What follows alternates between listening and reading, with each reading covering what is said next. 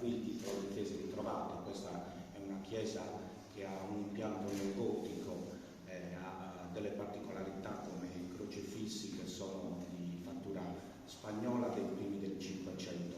Dal 1967 questa chiesa è affidata appunto alle figlie della chiesa, che ringrazio. Figlie di San Giuseppe. Esatto, infatti era. Esatto, perché sono andati via loro.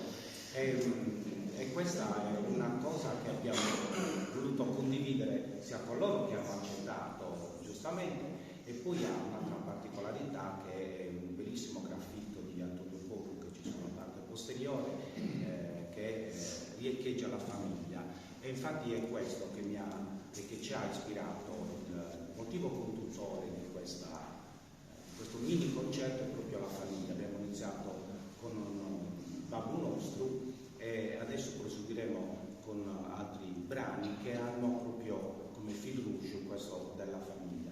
Il brano che avete ascoltato prima è stato composto da Cosimo Bitta ed è stato interpretato da Antonio Testoni.